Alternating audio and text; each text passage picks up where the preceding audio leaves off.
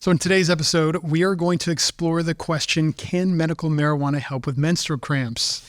And today I have the lovely Laura Garrelay and Jamie Button here with us to discuss that, because I'm a man and I have no idea what that looks like or how to go through. Lucky you. I know.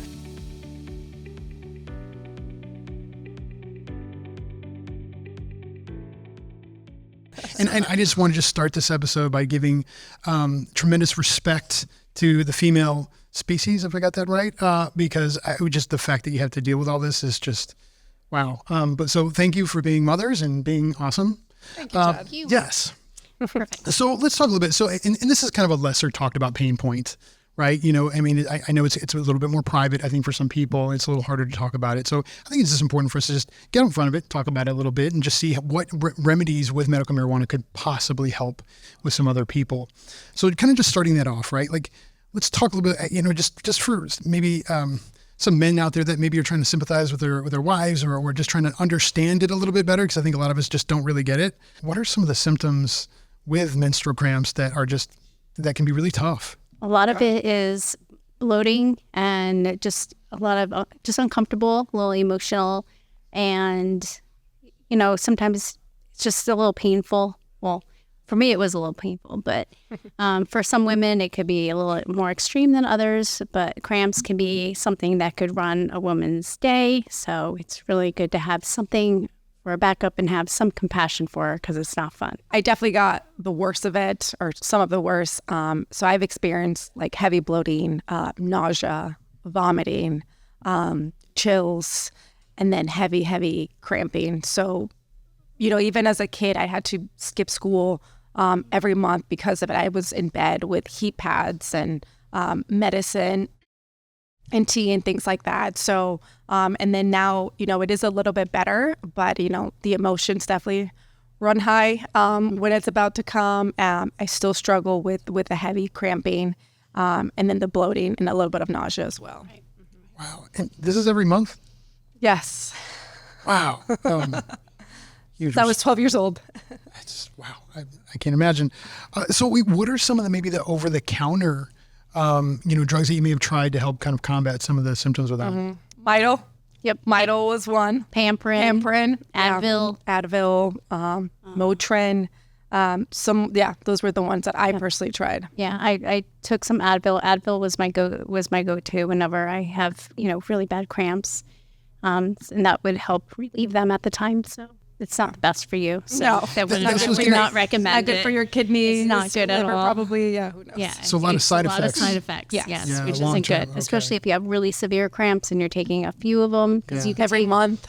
Yeah, you could take up to 4 200 milligram Advils if you have really bad cramps. So, and that's a lot. So, and it's not very good for your body at all. So I wouldn't recommend doing it every single month. You need a different alternative. Yeah. That just kind of reminds me of sometimes there's patients that come in and they've been, and the doctors told them, hey, take, you know, Motrin, you know, because they have ongoing chronic pain. And you know, some people have been taking Motrin for 20, 30 years even, and now they have liver issues, you know, or kidney problems. Of course they do. And now they're looking for something else. So, you know, my hope is that anyone out there who is struggling with this, that could get some relief with this, that maybe we can lead them towards something that's not going to damage them over time. You know what I mean? Because I can only imagine being in that kind of pain, and every month, just knowing it's coming roughly the same time every month. That's not good. Brutal.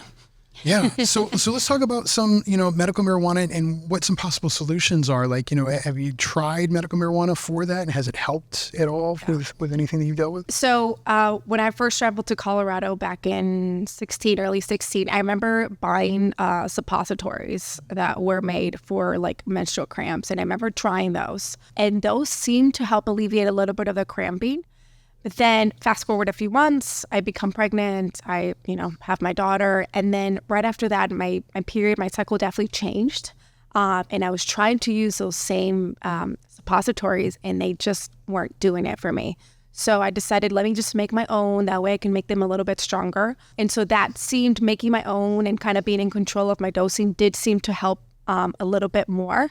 It's still kind of an ongoing I don't want to say experiment, but I'm still kind of trying to figure out what the correct dosing, because it changes every month for me. Some months it's more like I get like throbbing headaches, which CBD does help with my headaches, so that I could. But some months it's just really the cramping, and sometimes my suppositories won't even touch it. So it just really depends on what situation I'm going through. But I think the number one thing that has helped me has been the suppositories, and then making my own. Right. Yeah. Yeah, and it's interesting. So it sounds like it's almost like you're trying to hit a moving target. Yeah. Right. Like, I mean, because I can imagine, like, as as we get older, or the hormones start to change, everything, the body changes. After giving birth. And then after that, wow, that's got to be difficult. And it's like you're your own science experiment. Yeah. Yeah. But I mean, I know my body best, right? So that's the kind of the beauty in it, that nobody knows me better than myself. So it is kind of interesting. I kind of get to experiment, and I have full control of what I'm doing and what I'm treating my body with, but it is also frustrating at times. Yeah, and I think it's important to be able to listen to your body and understand, because I mean, you have a pretty holistic lifestyle, and I think a lot of us do here, and I think it's important to know when, listen to your body. Yeah. I don't think we do that enough. Yeah. So I think that's a really great point that you brought up. What about you, Jamie? Like, what's helped you? With my period, I liked actually doing my sublinguals, my THC. That really helped with pain.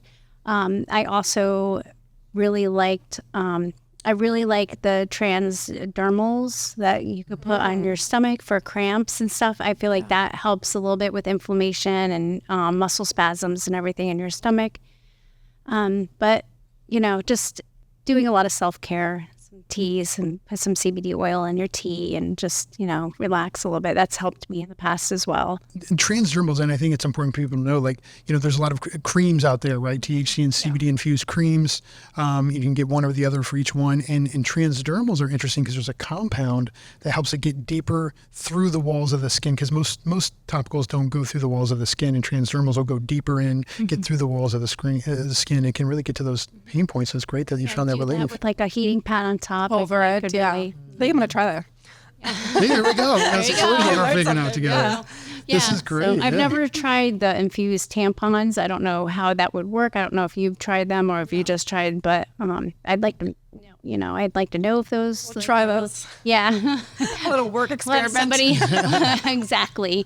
But yeah, so those are the things that have helped me in the past that I take comfort in whenever I get my cycle. Now, with some of the lesser experienced people in this space, in the medical marijuana space, is there a specific strain that helps you, like between sativas and indicas, or anything specific that helps you more? I like indica just because it's more relaxing, and it takes you down a few notches, and it just kind of keeps you in that, rest mode.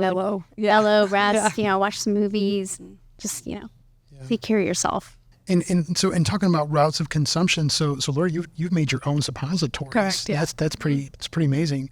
And my understanding of suppositories too is it just is more absorbent in kind of in that region, right? Correct. In that area. Yes. Okay. Yeah, that's great. That's great. Yeah. You do feel the effects a lot faster than taking it, through the mouth or sublingually. I feel like. Yeah, no, that's great. That's awesome. Well, is there any, advice that you give to someone who might be considering this as a potential solution, that might be a little adverse to it, or just a little nervous about trying it? What would you say? Just give it a try. Yeah, you have nothing to lose. It's natural. It's holistic.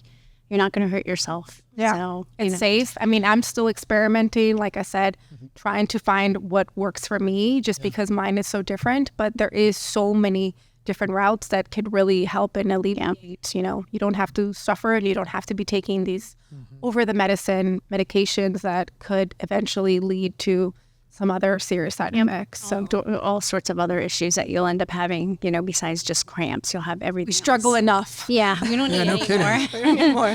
Exactly. Yeah, and you bring up a good point. Marijuana is an individual response. Everyone's going to be a little bit different in dosing. Yeah. If you go to someone who tells you this is going to be your dose, this is what's going, they don't know what they're talking about. Everyone's different. Exactly. Yeah. And so that's a key point in all of this. What works for me might not work for Laura. What works for Laura might not work for me. I mean, everyone's different. It's all I mean, you have trial to and error. Constantly be trying and experimenting on yourself. Like I said, your body best. So and the fact is, no one has ever died from marijuana overdose. That's right. You cannot die from marijuana Never. overdose. Zero. Exactly. Yes, And a key thing I think we should put out in every episode is that if you ever come into this space, right, and you're experimenting, you're trying to find out what your dose is, and maybe there's a little too much. You just feel uncomfortable from the THC.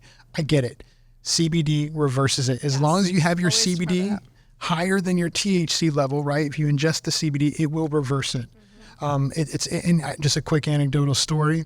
About 3 months ago maybe, so I have an autistic son at home. It can be a little stressful at times. My wife is quite stressed at the day. And she has very, very low dose. She has a very, very low tolerance. And it's like barely a corner of an edible. And it just calms her right down, gets her perspective right for the rest of the day. Well, she had a little more than usual. Yeah. And she's kind of one of those A-type personalities, so she likes to be in control. Yeah. And she said her heart started, palpitating a little bit, and she started feeling a little bit under control. Massive anxiety. I said, no problem. We got CBD in the cabinet. Let's just do it. She's like, you sure it's going to work? I'm like, well, you know what I do for a living, right? Like, Yeah. So trust me, right? So I gave it to her, and she still was like, I don't know. I just hold it under your tongue. I said, tell you what, let me time it. Come back and talk to me when you feel better. And I swear to you, it was 22 minutes on the money. She comes back and she says, Chad, it was like a light switch went off. And it literally from one moment to the next, she said, just shut up. And then she was very calm and relaxed the rest of the day. I'm like, Great. see, that's what it does. So There you go, honey. Like to your point though, I mean, it is safe. It's not going to kill you. In fact, it's quite therapeutic when used properly. And I can tell you, if you come down to My Florida Green, go to myfloridagreen.com, click get started, come down here. We will educate you. We will help you understand this plant so you can get the most out of it. And you don't have to worry. And you can just focus on feeling better so we can be better. That's right. Well, thank you ladies for joining me. Thank you for having us. Thank you.